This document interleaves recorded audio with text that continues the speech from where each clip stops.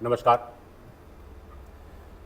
दोस्तों, आज एक बहुत ही गंभीर विषय आप लोगों के समक्ष उपस्थित करने के लिए हम लोग आए हैं और ये विषय दिल्ली के अंदर वर्तमान में 50% से अधिक आबादी जिस समाज की है वो कोई और नहीं पूर्वांचली समाज है और उनकी आस्था से जुड़े हुए सबसे बड़े विषय छठ महापर्व के संबंध में है।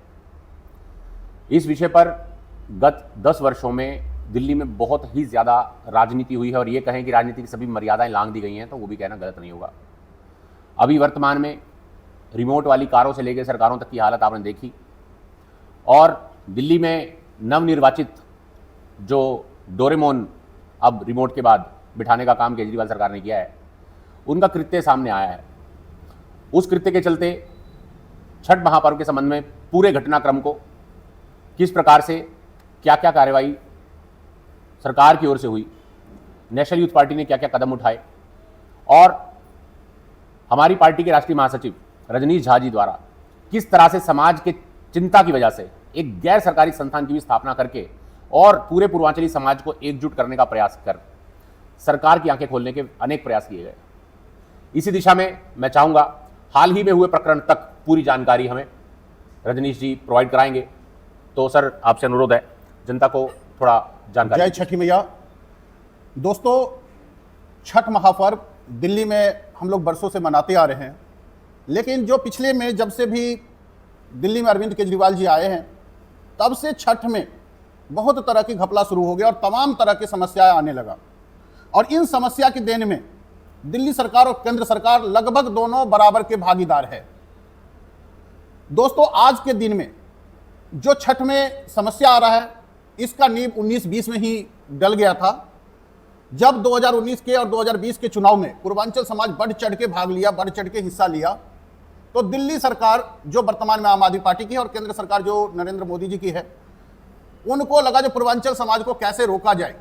तो तब से ही 2020 से ही ये लोग किसी प्रकार से छठ महापर्व को रोकने के लिए अभियान चालू करें और इनके योजना में बल तब मिला जब कोरोना आ गया। कोरोना के बहाने इन लोगों ने छठ में 2020 में रोक लगा दिया। पूर्वांचल समाज के तमाम संगठनों ने जोरदार विरोध किया, लेकिन जो हमारे समाज के ही कुछ लोग भारतीय जनता पार्टी आम आदमी पार्टी में हैं, उनकी वजह से, उनके निष्क्रियता के वजह से परिणाम शून्य निकला और 2020 में हम लोग छठ महापर्व दिल्ली में नहीं मना पाए।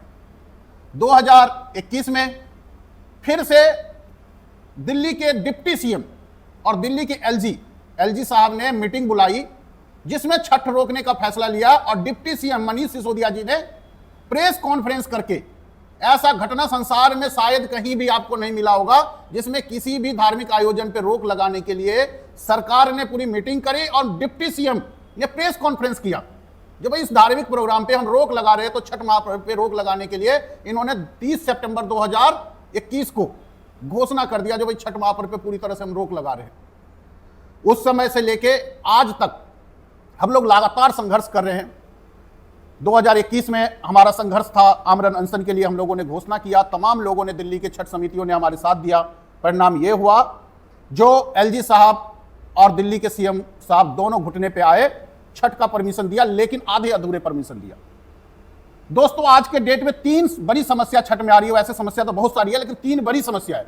सबसे पहली समस्या है स्थानीय विधायक, पार्षद या कुछ छुटभइये बदमाश टाइप के लोगों के कारण छठ में बाधा आ रहा है।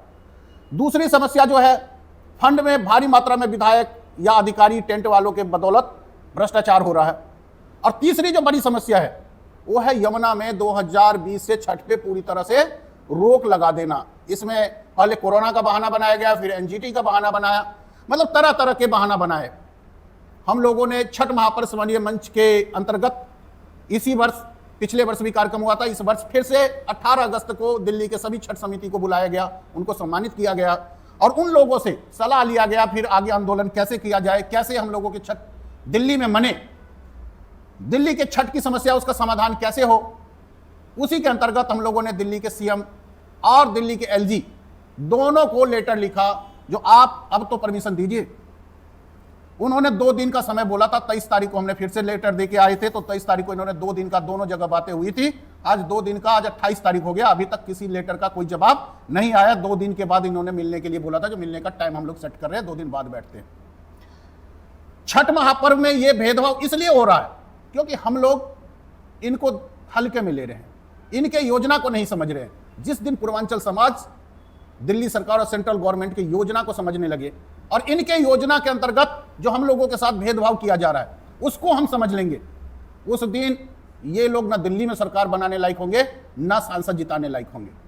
हमारे बदौलत ये लोग सांसद विधायक जिता रहे हैं और हमारे पर्व पे ही, दिल्ली में कोई और पर्व पे रोक नहीं है।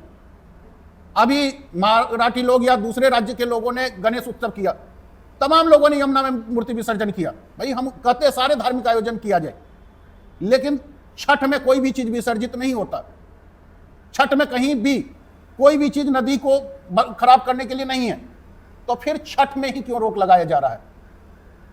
इसी बात को लेके छठ महापर्व समन्वय मंच और नेशनल यूथ पार्टी, तमाम ऐसे अपने संगठन जो दिल्ली के हैं, छठ समितियां, वो सभी संघर्ष कर रहे हैं, लेकिन सरकार के कान पे जू नहीं रेंग रहा।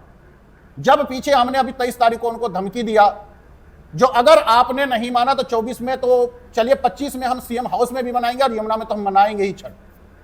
तो अभी उसके बाद सीएम को, जो दिल्ली के सीएम है वर्तमान, उनको छठी मैया याद आ गई। दिल्ली के पूर्वांचल के विधायक जो है एक, उनको छठी मैया याद आई और विधानसभा में उन्होंने इस मुद्दे को उठाया।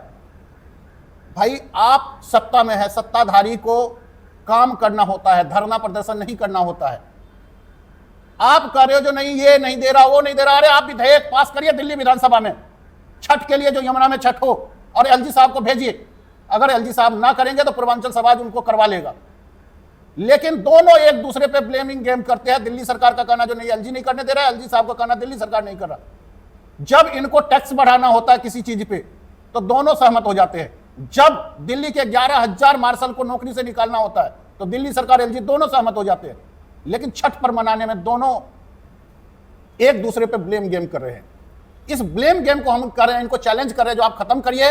अगर आप नहीं खत्म करेंगे तो हम पूर्वांचल समाज इस बार एकत्रित हो रहे हैं और एकत्रित होकर भारतीय जनता पार्टी और आम आदमी पार्टी को दिल्ली से उखाड़ फेंकेंगे। और छठ तो यमुना में मनेगी ही मनेगी, साथ में सीएम हाउस में भी छठ मनेगी। आप लोगों से निवेदन है, अपने अपने क्षेत्र के एमएलए पे, सभी छठ समितियों को हाथ जोड़ के निवेदन है, अपने अपने क्षेत्र के एमएलए, जो भी पार्टी का एमएलए हो, चाहे जो भी एमएलए हो, उनके पास जाइए और उनको बोलिए जो हमें यमुना में छठ मनाने का परमिशन दीजिए, और छठ में जो भ्रष्टाचार हो रहा है उसको खत्म करिए। अपने एमएलए के पास भी जाइए और अपने सांसद के पास भी जाइए। ये जनप्रतिनिधि हमारे वोट लेते हैं और हमारे लिए काम नहीं कर रहे। अगर वो नहीं करते तो फिर इन दोनों पार्टियों का इस बार पूर्णतः बहिष्कार करिए। यही आप लोगों से निवेदन है। और जैसे ही अपडेट होता है आगे की, क्योंकि जैसे उनका बुलावा आता है, फिर हम लोग जाएंगे और उन पे पूरा प्रेशर इस बार क्रिएट करना है और अपना अधिकार मांग के नहीं, छीन के लेना है। धन्यवाद। जय छठी मैया। इसके अंदर एक चीज़ और मैं भी क्लैरिफाई करना चाहूँगा, खासतौर से जिस तरीके से प्रशासनिक और सरकार के बावजूद न्याय प्रणाली भी जिस तरीके से इसमें हस्तक्षेप कर रही है। रजनीश जी ने बहुत अच्छे से बताया कि किसी भी चीज़ का विसर्जन इसमें नहीं होता है। अभी देखिए, गणेश पूजा के बाद ही तत्काल साथ में अभी दुर्गा पूजन आगे हमारे आ गया है। उसमें भी आप देखते हैं कि दुर्गा पूजा में भी नदियों में, तालाबों में मूर्तियों के विसर्जन का और अनेक पूजन सामग्री के विसर्जन का जो है प्रावधान है। लेकिन छठ एक ऐसा पर्व है जिसमें मुझे लगता है दिल्ली के अंदर या कहीं पर भी यदि आप देखें, एक एक तालाब की सफाई के लिए 5 लाख से लेके 85 लाख से लेके करोड़ों रुपए तक के बजट वहां के विधायक पार्षद लोग खर्च करते हैं। और यमुना नदी को साफ करने का मेरे को लगता है शायद 100 करोड़ रुपए से भी अधिक का खर्चा पूर्वांचल समाज बचा सकता है, जो कि वो पूरी मेहनत से, पूरी लगन से छठ महापर्व मनाने के लिए यमुना के दोनों ओर बहुत अच्छे तरीके से उसके तलछट तक की सफाई करता है और उसे प्रकाशमान करता है। तो मुझे लगता है इससे नदी को भी बल्कि एक पुनर्जन्म मिलता है, रिजुविनेशन होता है उसका हर वर्ष। लेकिन उसके अंदर भी एनजीटी ने टांग अड़ा दी है। तो ये पूरे तरीके से चौतरफा जो प्रहार पूर्वांचल समाज पर किया जा रहा है, मुझे लगता है ये पूरे पूर्वांचल समाज के अधिकारों का हनन और अत्याचार है। इसके खिलाफ आवाज उठनी चाहिए और बाकी अन्य समाजों को इसका समर्थन अवश्य करना चाहिए। बहुत बहुत धन्यवाद।